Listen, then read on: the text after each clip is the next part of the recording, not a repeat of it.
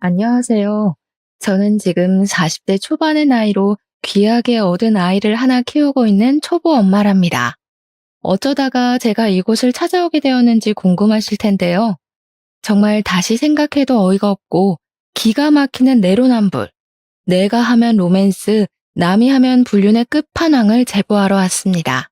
저도 맨날 당하기만 하다가 제대로 한 방을 먹이고 나니까 어디 가서 자랑이라도 하고 싶고 막 깔깔거리면서 비웃어주고 싶은데 마땅치가 않더라고요.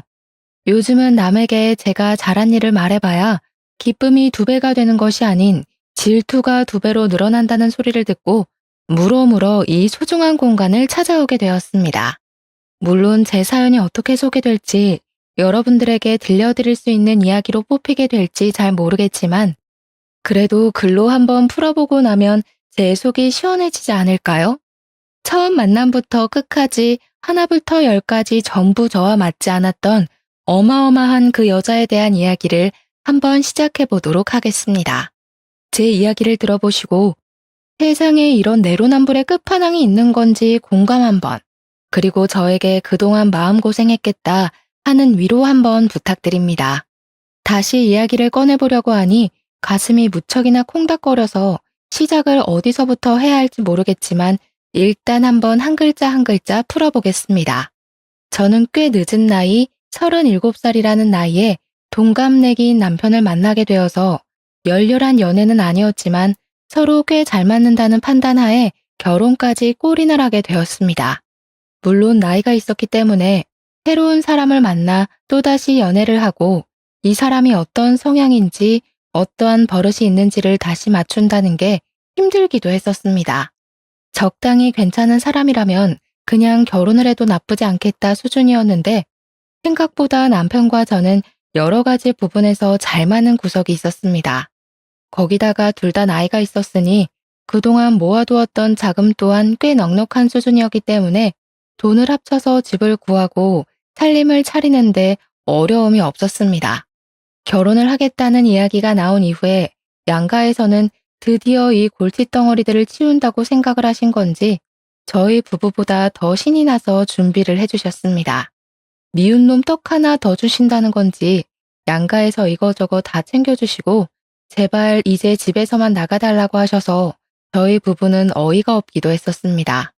아무튼 두 집안에서 찬성하는 결혼을 하게 되었고 둘 다 나이가 꽤 있었기 때문에 아이를 빨리 낳아서 키우고 싶다는 생각을 꾸준히 하게 되었습니다. 더 있다가는 노산이고 자연 임신이 더 힘들어질 것이라는 산부인과의 말에 따라 저희는 결혼 초부터 산부인과를 꾸준히 다니며 임신을 위한 준비를 하게 되었습니다.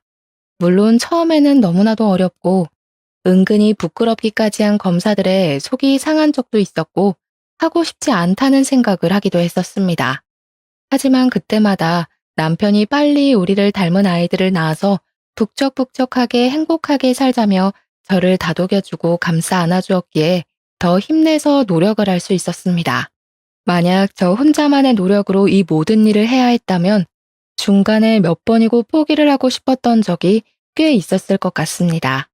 저희 부부가 임신을 위해 노력을 하고 있다는 것을 양가에서도 물론 잘 알고 있었기에 저에게 오히려 조심스러운 모습을 보여주시면서 제가 불편함을 느끼지 않도록 해주셨습니다. 의외로 깐깐하실 줄 알았던 시부모님께서는 저와 남편의 결혼을 좋아하셨고 저에게도 잘 지내보자는 말을 몇 번이나 건네시며 본인들을 어려워하지 말라고 하셨습니다. 시부모님께서는 제 눈치를 살피시면서 자기들은 시집살이나 구박 이런 거 전혀 하지 않을 거고 제사도 없다면서 좋은 시댁이 되겠다고 약속을 해주셨습니다. 대신에 저에게 지켜야 할 부분이 있다며 내년 있는 명절 2번만큼은 꼭 시댁에서 밥을 같이 차리고 같이 식사를 하자고 하셨습니다. 늘 그런 식으로 명절을 보내왔다고 하시는데 사실 1년에 2번 가서 밥 차리고 밥 먹고 하는 거라면 누가 못하겠어요. 당연히 저도 할 수 있다고 말을 했습니다. 무슨 일이 있어도 명절은 시댁에서 보내기로 하고 결혼을 하게 된 것이었는데 결혼 후 첫 명절에 왜 시부모님께서 같이 밥 먹는 것을 그리 어려워하시며 말을 했는지 알게 되었습니다. 시댁에는 정말 제대로 된 악당이 하나 살고 있었는데 그건 바로 남편의 누나 손위 신우였습니다. 결혼식을 코앞에 둔 어느 날 추석이 다가와서 미리 예행 연습을 할 겸 시댁의 식사 분위기를 알아볼 겸 시모가 말을 했던 것처럼 시댁에 찾아가게 되었습니다. 어차피 가족이 될 사이인데 결혼식 전이라고 시모가 미리 말했던 시댁 행사를 참석하지 않는 것도 이상해 보일 것 같아서 시간을 내서 찾아가게 된 것입니다. 저는 일단 첫 명절이기 때문에 옷도 나름 갖춰 입고 인사를 드린 뒤에 옷을 편한 옷으로 갈아입고 시모의 일을 도우려고 준비를 마쳤습니다. 제가 옷을 갈아입고 나타나니 시모가 화들짝 놀라면서 오늘은 그냥 손님으로 온 것이니 편안하게 있다가 가라고 맛있게 밥을 해주시겠다고 하시더라고요. 이왕 온 거 저도 시모를 도와서 일을 하겠다고 시모와 웃으면서 실랑이를 벌이고 있었습니다. 사실 제가 와서 어떻게 손님처럼 가만히 앉아서 차려주시는 밥상을 받아먹고 있기만 할 수 있겠습니까? 애초에 시댁에 방문을 한 이유도 시모를 도와서 일을 하려고 했었던 것이기 때문에 시모와 실랑이를 벌이며 주방 앞에서 투닥투닥 하고 있었습니다. 시모도 내심 기분이 좋은지 앉아있어라 오늘은 손님이다 하시면서도 적극적으로 저를 밀어내지 않으시더라고요. 그렇게 한참 대화를 나누면서 식사를 차릴 준비를 막 시작했는데 그때 잠옷 차림을 한 신우가 떡진 머리를 벅벅 긁으면서 방에서 걸어 나오고 있었습니다. 뭐야, 시끌시끌하길래 밥 다 된 줄 알았더니 밥 안 됐어? 신우가 인상을 팍 쓰면서 하품을 찍 하는데 눈앞에 저는 보이지 않는 건지 제가 약간 민망한 기분을 지우지 못한 채 신모와 신우를 번갈아 가면서 보았습니다. 신모는 그런 신우의 꼬락서니가 익숙하다는 듯이 작게 한숨 한 번 쉬고는 아직 밥 안 됐다고 이제 준비를 할 예정이라고 말을 했습니다. 배고파 죽겠는데 이제야 밥을 차린단 말이야? 미리미리 좀 해놓지.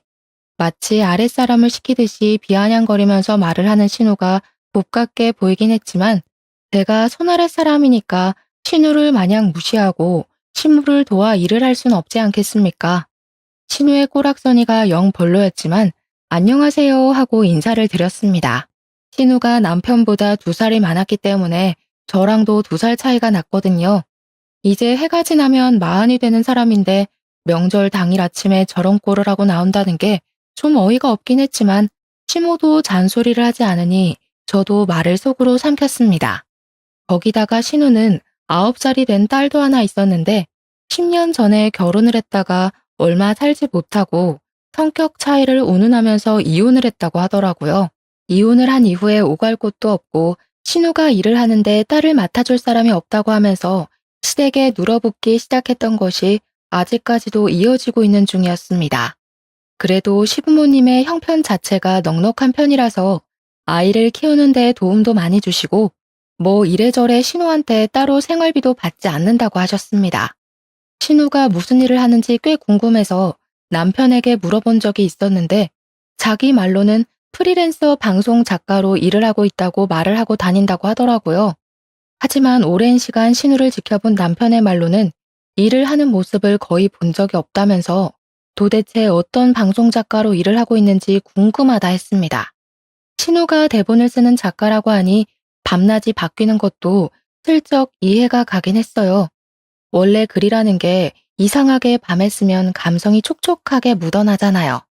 신우에게 인사를 한 이후에 신우가 저를 아래 위로 한번 슬쩍 보더니 왔어? 하고 더 이상 말을 하기를 거부하는 건지 부엌에서 딴청을 부리더라고요. 저는 그래도 신우랑 잘 지내고 싶은 마음도 있었고 아무래도 결혼 직전이니까 일부러 더 살갑게 신우에게 말을 붙였습니다. 신우, 방송작가 일은 잘 되고 있으세요? 나중에 어떤 작품인지 알려주세요. 본방사수 할게요. 왜? 내가 집에서 놀고 먹기만 하는 것 같아? 내 작품은 굳이 올케가 안 봐줘도 잘 되니까 괜찮아. 저는 그냥 인사치레로 물어본 말이었는데 신우가 너무 날선 반응을 하는 것 같아서 솔직히 조금 멈칫하기도 했습니다. 제가 순간 기가 죽어서 아무 소리도 하지 못하자 시모가 신우에게 잔소리를 하셨습니다. 그냥 가족이 될 아이가 궁금해서 물어본 거 가지고 날선 반응을 하고 있냐면서 우더른이면 우더른답게 행동을 해야 한다고 말입니다. 신우는 그 소리조차 듣기 싫었는지 신경질을 한번 부리더니 방 쪽으로 걸어가더라고요. 사실 제가 고등학교 시절부터 대학을 졸업할 때까지 문학 동아리에서 활동을 했었기 때문에 또 글밥이랑은 아주 인연이 깊은 사람이거든요. 저도 한때는 작가가 꿈이었을 정도로 글 쓰는 것을 좋아하기도 했고, 글을 곧잘 써내려가던 사람이었기 때문에 신우의 직업이 친숙하기도 하고 부럽기도 했습니다. 제 주위에 작가로 일을 하고 있는 동기들도 있고 해서 신우의 작품이 궁금하기도 했고, 신우와 함께 공감대를 형성할 수 있을 거라고 생각을 했었기에 말문을 열었던 것입니다. 하지만 신우는 제가 신우에게 빈정거린다고 느꼈었나 봐요. 같은 말이라고 해도 제가 해서 그렇게 더 받아들인 건지 뭔지 제가 너무 당황을 한 나머지 신우에게 오해를 쌓은 것 같은 기분이 들어서 신우에게 서둘러서 오해를 풀기 위해 말을 했습니다. 그런 의미 아니었어요, 신우. 그냥 신우랑 친해지고 싶어서.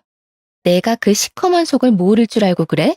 나는 집에서 놀고 먹는 것 같아서 무시하는 거잖아. 회사 다닌다고 유세를 떠는 거야, 뭐야? 내가 요즘 드라마 대본 기가 막힌 거 하나 쓰고 있는데 대박 나면 다들 국물도 없을 줄 알아. 그러면서 사춘기 아이처럼 방문을 쾅 닫고 들어가는 것이 아니겠습니까?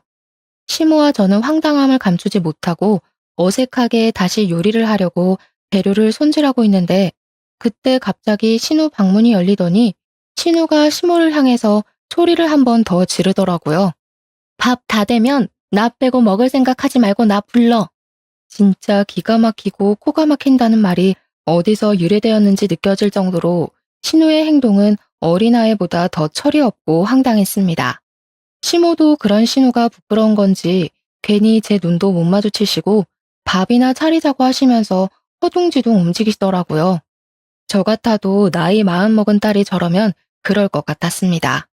사춘기에 다다른 청소년기 학생도 아니고 나이 마흔이면 사실 이제는 갱년기에 더 가까워질 나이에 접어드는 건데 어찌 그리 생각이 없는지 말입니다. 천사 같은 시모 밑에서 저런 막장인 사람이 태어났다는 것도 신기할 따름이었습니다. 저는 뭐 일부러 못 들은 척 모르는 척 시모를 도와 상을 차렸습니다. 대충 식사를 다 차리고 나서 식구들을 부르고 마지막으로 신우까지 불러서 식탁에 둘러앉아 밥을 먹기 시작했는데 다들 반찬 맛있다며 칭찬을 해주셨습니다. 시부께서는 시모의 음식 솜씨가 워낙 좋지만 며느리가 거들어서 그런지 더욱 맛있는 것 같다고 일부러 제 칭찬을 더 해주시면서 분위기를 끌어올리셨습니다. 시모도 맞장구를 쳐주시면서 늘 혼자 준비해서 심심했는데 며느리가 오니까 복작복작하게 느껴지는 게 훨씬 수월하고 좋았다며 저를 예뻐해 주셨고요. 시부모님 두 분이 저를 칭찬을 해주시니 저도 기분이 좋아져서 남편이랑 웃으면서 밥을 먹고 있었는데 오로지 딱 한 사람, 신우만이 불퉁한 얼굴로 앉아서 밥을 먹더라고요. 이거는 뭐 흉도 아니긴 하지만 저희 신우 풍채가 진짜 남다르게 좋은 편이거든요. 키는 전혀 큰 편이 아닌데 몸무게는 엄청나게 많이 나가는 사람이었습니다. 신우가 밥을 많이 먹는다는 것을 아는 시모가 고봉밥을 산더미처럼 퍼서 줬는데 사실 저는 그 밥을 보고 이걸 누가 다 먹냐고 엄청나게 놀랐었어요. 이걸 사람이 한 끼에 다 먹을 수 있다고요? 할 정도로 밥을 꾹꾹 담아서 퍼주었음에도 불구하고 신우는 밥이 부족하다면서 밥솥을 여는 게 아니겠습니까? 그런데 시무랑 저랑 밥을 할 때 밥이 애매하게 남으면 꼭 찬밥이 된다고 인원수 딱 맞춰서 밥을 하자고 하셔서 밥이 밥솥에 남아있는 게 없었습니다. 마지막 쌀 한 톨까지 싹싹 긁어서 신우의 밥그릇에 전부 올려놨기 때문이었죠. 거기다가 그 정도 밥 퍼줬으면 충분은 무슨 넘친다고 생각을 했고요. 신우가 밥솥에 밥이 없자 신경질을 확 내면서 저를 째려보는 게 아니겠습니까? 저는 왜 저한테 불똥이 튀는지 알 수 없었습니다. 일부러 밥 적게 한 거야? 나 배고프라고? 당장 쌀 씻어. 밥해.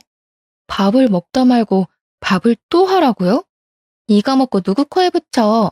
즉석밥 같은 것도 없어 집에? 도대체 우리 집엔 있는 게 뭐야? 그러더니 제 남편을 보고 나가서 즉석밥이라도 사오라고 신경질을 부리는 게 아니겠습니까? 오죽하면 시부모님도 황당했는지 일단 앉아서 있는 밥이나 다 먹고 말을 하라면서 신우를 말렸습니다.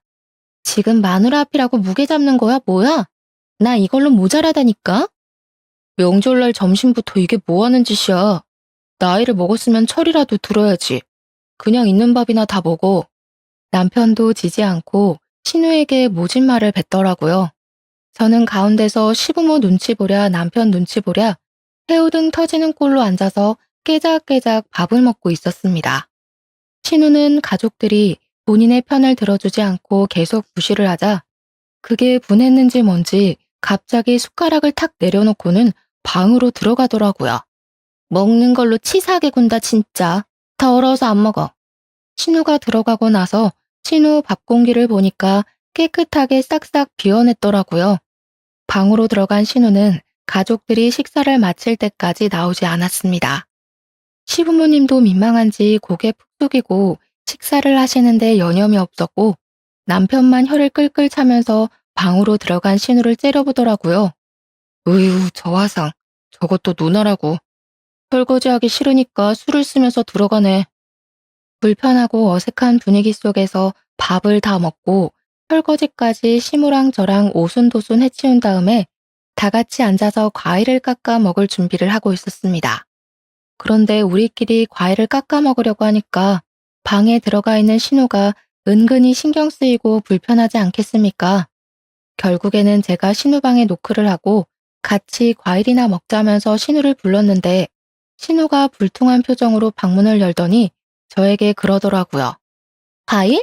나는 과일 같은 건 헛배 불러서 별로 안 좋아하는데. 빵 없어? 롤 케이크 같은 거라도 사서 왔어야 하는 거 아니야?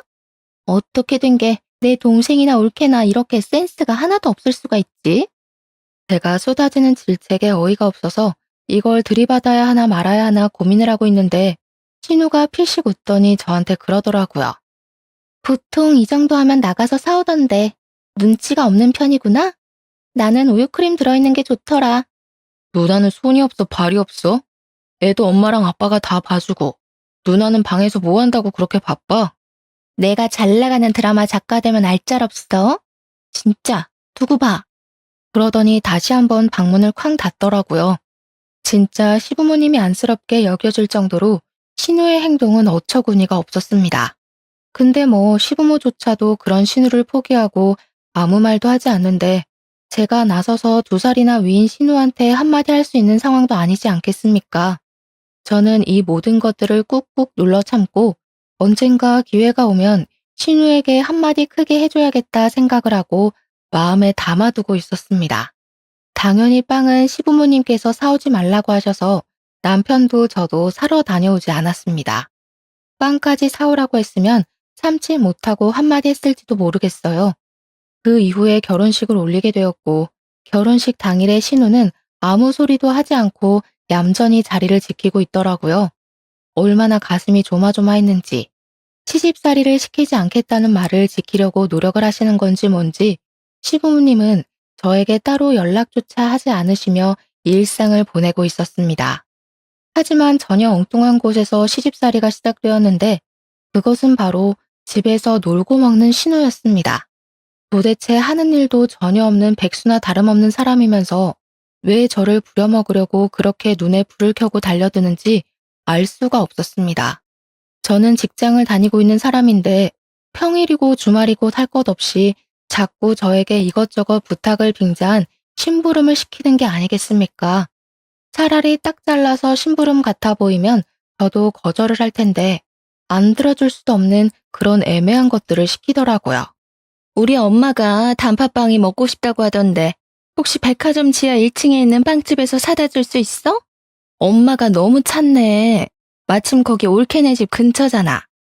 우리 애가 올케랑 같이 영화를 보러 가는 게 소원이라고 하던데 혹시 주말에 우리 애 좀 데리고 영화 보고 밥도 먹고 할 수 있어? 요즘 몸이 허한지 글쎄 홍삼 선물 같은 거 한번 들어왔으면 좋겠다 싶더라. 우리 엄마가 손녀딸 보느라 힘들잖아. 자꾸 시댁 핑계를 대면서 저에게 이것저것을 조르는데 염치가 없어도 너무 없지 않겠습니까? 거기다가 다른 건 몰라도 시조카를 저에게 맡기려고 하는 건 선 넘었다고 생각했습니다. 하지만 시조카가 신우와는 다르게 일찌감치 철이 조금 들어있었고 평소에도 귀찮게 굴거나 하지 않았기 때문에 신우를 위해서가 아니라 황혼 육아로 힘들어하시는 시모를 위해서 신우의 심부름을 했어요. 시모 생각에 제가 가끔 시조카를 대신 돌봐주기도 하고 그렇게 시간을 보내고 있었습니다. 하루는 시모에게도 일이 있어서 안 된다며 신우의 간곡한 부탁에 시조카를 보게 되었는데 9살이면 초등학생이지 않겠습니까? 같이 마트에 갔다가 유행하는 캐릭터 인형을 선물로 사주게 되었는데 시조카가 정말 선물이라는 걸 처음 받아보는 사람처럼 너무 좋아하더라고요. 시조카가 처음으로 아이 같은 모습으로 방방 뛰는데 이런 걸 자주자주 사줘도 되겠구나, 선물하는 보람이 있구나 하고 느끼게 되었습니다. 그런데 어느 날 저녁에 신우에게서 전화가 와가지고 저에게 성질을 버럭 부리는 게 아니겠습니까? 이런 걸 왜 사줘서는 애가 다른 모양의 캐릭터까지 사달라고 하게 만드는 거야? 그 많은 것들 중에서 덜렁 한 개만 사줄 거면 올케 때문에 우리 애가 인형 사달라고 조르고 난리가 났으니까 다른 인형까지 올케가 사줘. 신우, 하나씩 모으는 재미가 있어야죠. 신우가 좀 챙겨주세요. 요즘 애들은 저런 거 하나씩 다 가지고 논대요. 가끔 칭찬해줄 일 있을 때마다 하나씩 사주면 되잖아요. 내가 대기업에 다니니 뭘 하니? 돈 있는 너네가 사다 주면 몰라도 내가 무슨 돈이 있어서 저 비싼 걸 하나하나 챙겨서 주냔 말이야. 내 옆에서 듣고 있던 남편이 씩씩거리면서 전화를 바꿔들고는 앞으로는 국물도 없을 줄 알라고 사줘도 이런 전화를 받아야 하는 거냐고 버럭했습니다. 그 뒤로는 신우의 행동은 아주 파격적으로 변하게 되었는데 제가 시댁에만 가면 저를 못 잡아먹어서 안달이 난 사람처럼 옆에 딱 붙어서 참견을 해댔습니다. 밥을 할 때도 제가 만든 반찬만 콕 골라집고는 맛이 없네, 간이 짜네, 이렇게 먹다가는 나트륨 중독에 걸리겠네 하면서 쓸데없는 트집을 잡기도 했고요. 남편이 결혼하고 운동을 열심히 해서 살이 조금 빠졌는데 제가 제대로 먹이질 않고 일만 시켜서 살이 빠진 것처럼 꾸며대며 이야기를 하더라고요. 하루는 시조카가 제가 새로 산 휴대폰을 보고 휴대폰을 구경해봐도 되냐고 묻길래 그러라고 했더니 가져가서 아무거나 막 눌러보더라고요. 처음에는 별 신경을 쓰지 않았는데 제가 회사 일 때문에 메신저 앱에 비밀번호를 걸어놓은 걸 그 비밀번호를 풀겠다고 아무 숫자나 막 눌러보는 겁니다. 작은 엄마, 왜 비밀번호가 걸려있어? 이거 풀어주면 안 돼요? 나도 친구들한테 메시지 보내고 싶은데.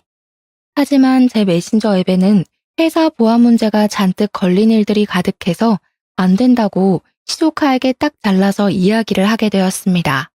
사실 메신저 앱 말고 그냥 일반 문자 메시지 써도 되는 일이기 때문에 시조카를 설득하려고 했는데 신우가 그걸 보더니 바로 시부모 앞에서 비아냥거리더라고요. 옳게, 수상하게 왜 비밀번호를 걸어서 메신저를 못 쓰게 해? 혹시 바람이라도 피우는 거 아니야? 어디 한번 풀어봐. 우리 구경이나 하자. 바람 피우는 거면 어떡해. 아직 결혼한 지 1년도 안 됐는데. 알고 보니 전 남자친구들이랑 연락하고 지내는 거 아니야? 신우, 그게 무슨 소리예요. 저 그런 적 한 번도 없고 회사 보안 문제 때문에 어쩔 수 없이 걸어둔 거예요.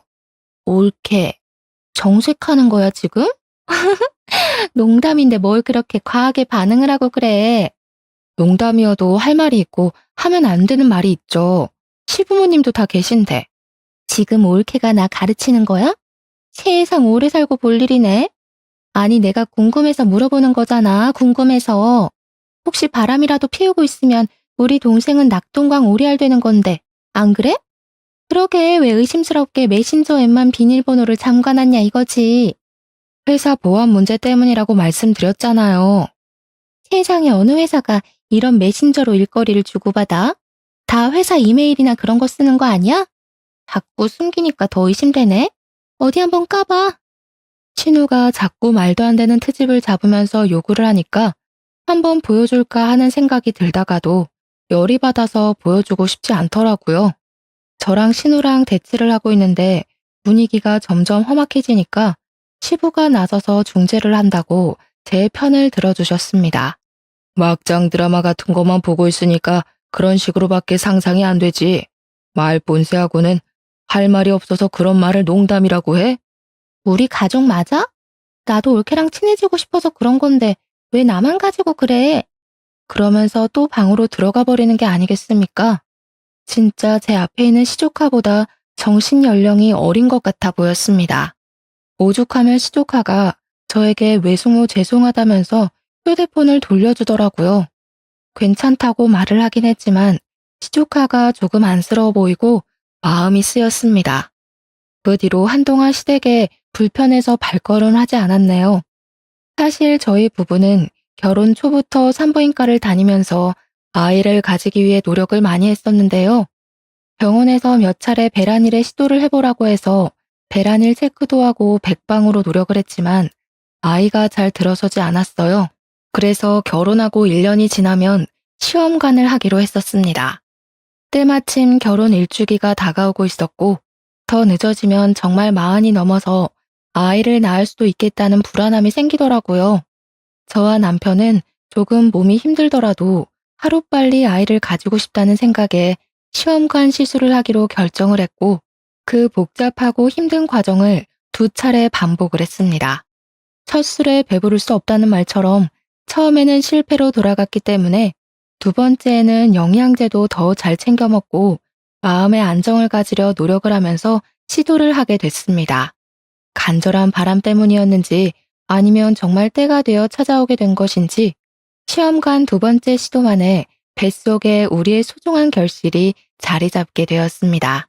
저는 안정기가 올 때까지 시댁과 친정에 알리지 않았고 병원에서도 착상이 잘 되었지만 임신 10주가 넘어갈 때까지는 조심하라고 해서 정말 조심하면서 지냈습니다. 당연한 수순으로 아이를 위해 저는 회사에도 사표를 내게 되었고 그렇게 뱃속에 자리 잡은 아이가 무럭무럭 자랄 때까지 꼼짝도 하지 않고 지냈습니다. 그 덕분에 아이는 건강하게 매주 자라났고 저는 그제야 시댁과 친정에 알렸으며 양가에서는 눈물을 줄줄 흘릴 정도로 너무 좋아하셨습니다.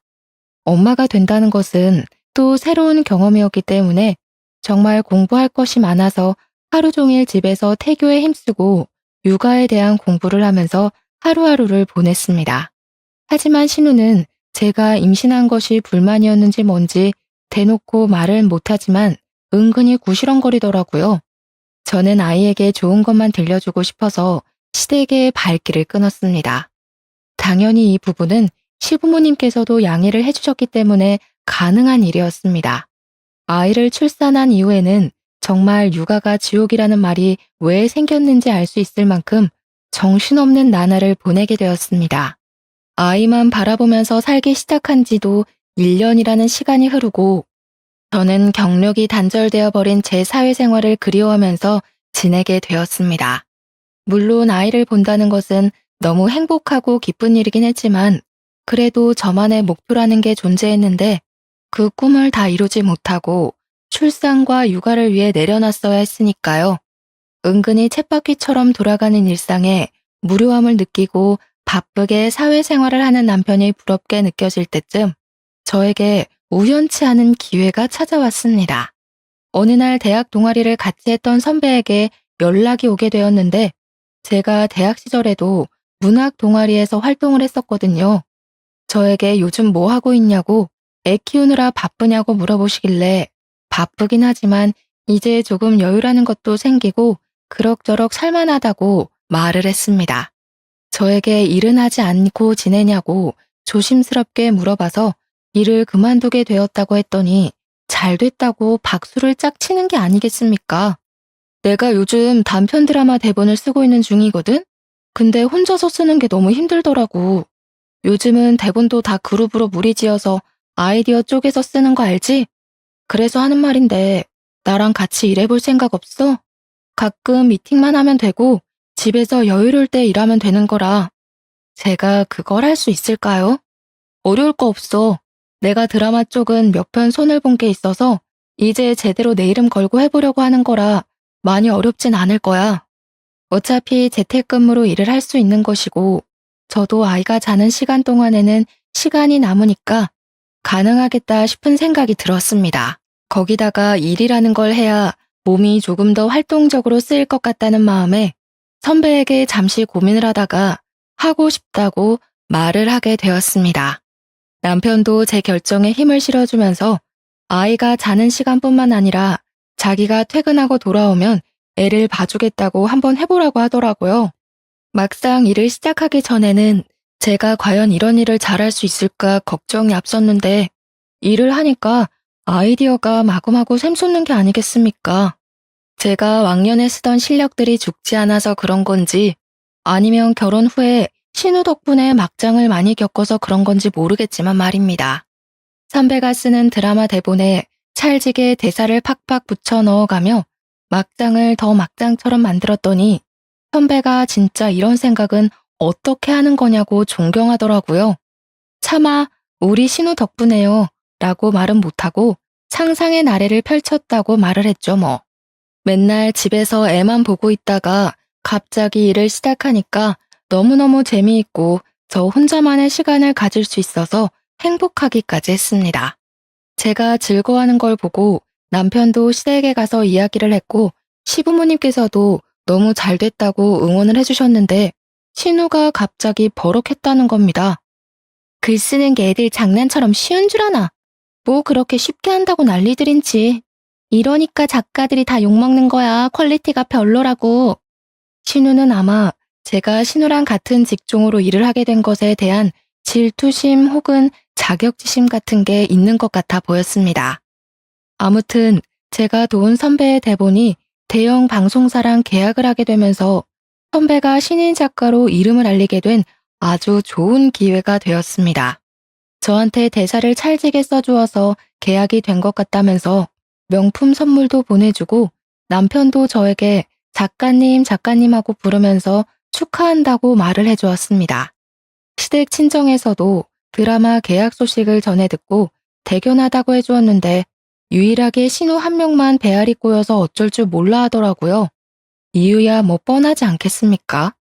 자기도 방송 작가라고 말을 하고 다니는데 제대로 이름을 날린 게 한 편도 없으니까요.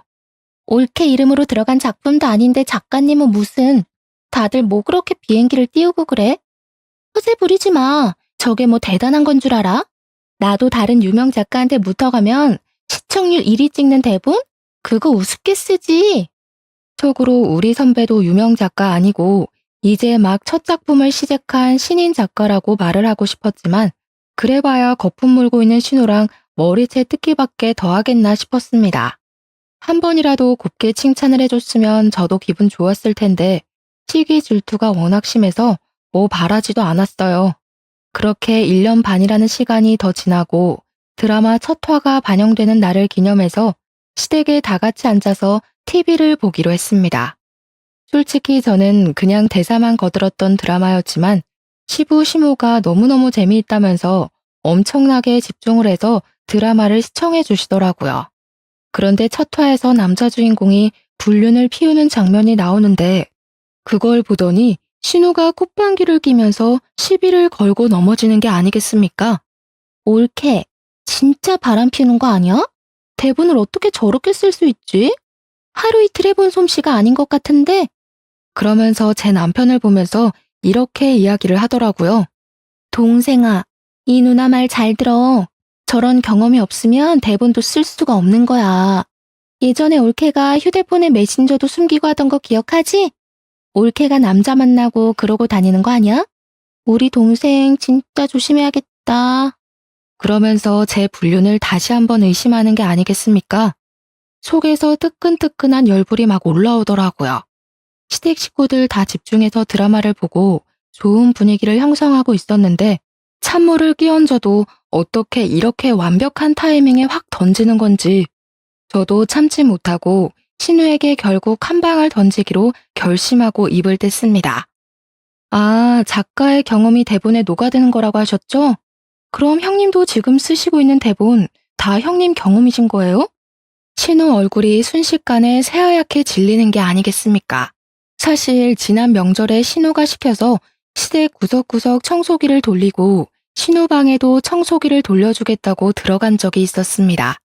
그때 우연치 않게 켜져 있는 노트북을 발견했고 대본이 쭉쭉 써져 있는 걸 봤는데 저장을 해두지 않았더라고요. 혹시 제가 청소하다가 건드리기라도 할까봐 저장 버튼을 눌러주었습니다. 그러다가 정말 의도치 않게 신우가 쓴 대본을 몇 줄 읽게 되었는데 내용이 정말 저급한 삼류소설이 따로 없다 싶을 정도로 구렸습니다. 읽어보니까 여자 주인공이 남편 몰래 바람을 피워서 이혼을 당하고 사는 이혼녀의 내용이었는데 이혼 후에 만난 여러 남자들에 대한 이야기를 시나리오 형식으로 써놨더라고요. 이 내용만 봐도 어떤 건지 딱 감이 오지 않겠습니까?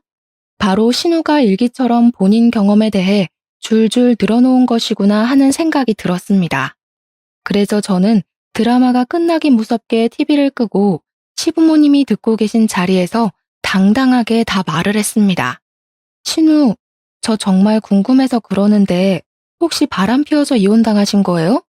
예, 아니야. 그 썩을 사위놈이 바람을 피워서 이혼한 거야. 세상에 어떻게 지처를 두고 바람을 피우는 짓을 할 수가 있는지. 엥? 어머님, 잘못 알고 계신 것 같아요. 형님이 좀 전에 그랬잖아요. 작가는 경험에서 어우러진 내용을 쓴다고요. 제가 저번에 본 형님 대본에는 주인공이 딴 남자랑 바람 피워서 이혼당한 싱글맘에 대한 내용이던데요. 아, 그리고 제가 정말 몰라서 물어보는 거예요.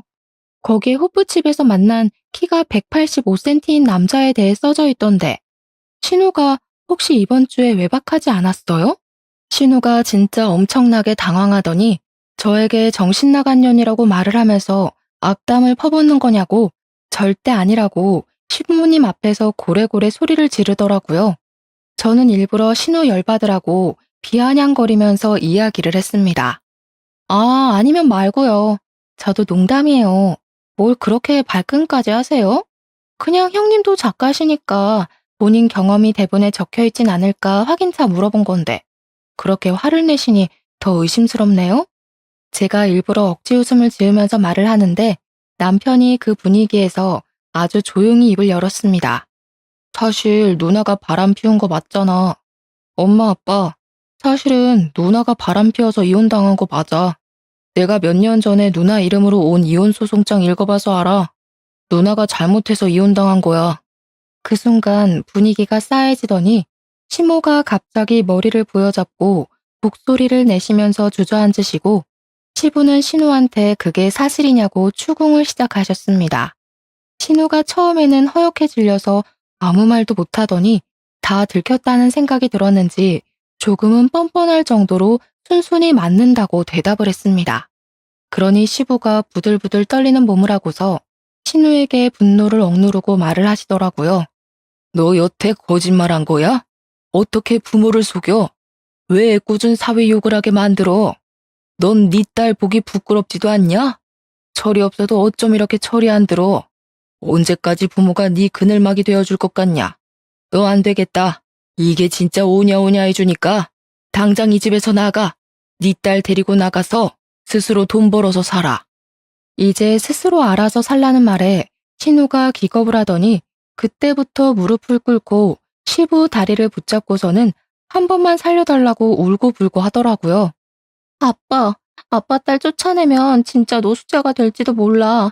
진짜 한 번만 살려줘. 시부와 시모는 꿈쩍도 하지 않았는데 그 순간 방에서 자고 있는 시조카가 소란스러웠는지 깨서 나오더라고요. 시조카에게 다시 방으로 들어가라고 말을 하려는 순간 진짜 신우년이 답도 없는 소리를 한 건지 시조카가 멍한 얼굴로 신우에게 물어보더라고요. 엄마가 바람 피운 거야? 시조카가 눈물을 뚝뚝 흘리면서 신우에게 질문을 하는데 온 가족이 아무 말도 하지 못하고 입을 꾹 다물었습니다. 초등학생이니까 이미 알 건 다 아는 나이 아니겠습니까? 신우는 시조카에게도 가스라이팅을 했던 것이었습니다. 바람 피운 아빠가 나쁜 놈이라고 다시는 아빠를 볼 생각도 하지 말라고 애한테 무한히 세뇌를 시켜놨던 것입니다.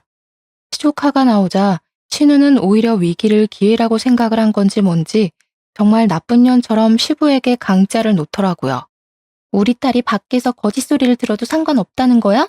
아빠, 진짜 우리 내쫓으면 안 돼. 아빠가 안 도와주면 우리 딸 밥도 제대로 못 챙겨 먹일 거고 새옷도 못 사주고 할 텐데 그럼 친구들 사이에서 당연히 왕따를 당하지 않겠어? 아빠는 손녀딸이 그런 취급 당하면 좋겠냐고. 야, 너는 뭘 울고 있어? 빨리 할아버지 잘못했어요 하고 빌어. 신우가 시조카의 팔을 흔들자 시부가 더 열이 받은 건지 갑자기 손을 들어 올려 신우의 귀싸대기를 날려버렸습니다. 넌 너의 잘못과 거짓말로 자식이 지 친아버지도 못 보고 사는데 뭐가 어쩌고 어째? 나한테 빌어? 이년이 정신 못 차렸지? 그러더니 풍채 좋은 신우를 붙잡고는 주방 가위를 들고 와서 제대로 감지도 않은 신우의 치렁치렁한 긴 머리를 팍 잘라버리는 것이 아니겠습니까? 그리고 신우 지갑을 가져와 시부가 준 카드들도 죄다 잘라버렸습니다. 오늘부터 너는 내 딸 아니다. 이 집에서 나가. 나가서 죽든 살든 내 알 바 아니다. 신우가 잘못했다고 하면서 엉겨붙으면서 울었지만 그날 바로 시부는 신우를 쫓아냈고 시조카는 신우의 전남편에게 보내버렸습니다. 시조카가 사실은 자기 친부를 엄청나게 보고 싶어 했더라고요. 시부는 전사위에게 진심으로 사과하고 그동안 오해를 했음을 말했다고 했습니다. 손녀가 아빠를 많이 보고 싶어 한다고 말을 전하니 신우 전남편이 다음날 바로 시댁에 찾아와서는 시조카를 데리고 갔다고 하더라고요. 순식간에 정리가 되어버린 시댁 덕분에 싹수 없는 신우는 이제 시댁에서 더 이상 볼 일이 없어졌고 시부모가 저희에게도 신신당부를 했습니다. 신우 이야기를 하지도 말고 신우 연락도 절대 받아주지 말라고요. 그렇게 6개월이라는 시간이 지났고 추석이 다가오게 되었습니다. 상을 차리기 위해서 시모와 함께 장을 보러 갔는데 어디로 갈까 하다가 평소에는 잘 가지 않는 창고형 대형마트에 가게 되었습니다. 그런데 거기서 아주 충격적인 장면을 목격했지 뭡니까? 바로 시식 코너에서 땀을 뻘뻘 흘려가면서 떡갈비를 굽고 있는 신우를 발견하게 된 것입니다. 신우가 멀뚱히 서서 신우를 바라보고 있는 저희를 보자마자 눈물을 글썽이면서 시모에게 엄마 하면서 울더라고요. 시모는 두 다리가 굳은 사람처럼 가만히 서 있길래 저는 어찌해야 할 바를 몰라서 눈치를 보고 있었는데 그 순간 시모가 차갑게 말을 뱉더라고요. 너도 이제 네가 스스로 돈 벌어서 살아야지. 떡갈비 열심히 굽고 팔아라. 저는 그래도 자기 배로 낳은 딸인데 단호하게 반응하는 시부모의 모습에 감탄을 하게 되었습니다. 저야 뭐 당연히 시댁에서 여전히 예쁨을 받으면서 잘 지내고 있고 선배의 다음 드라마 대본까지 함께 집필을 하게 되었습니다. 이번에는 제 이름까지 넣어주겠다고 했으니 조만간 드라마 대본 한 편에 제 이름이 올라가는 일도 생기지 않을까 싶습니다. 어쨌든 간에 스스로 나락에 가게 된 우리 신우가 문득 떠오르는 밤이라 일하다 말고 이렇게 찾아와 사연을 남기고 갑니다. 이래서 사람이 착하게 사는 게 중요하다고 하나 봐요. 여러분들도 남에게 상처 주는 말은 멈추시고 나 자신을 사랑하며 살길 바라겠습니다. 감사합니다.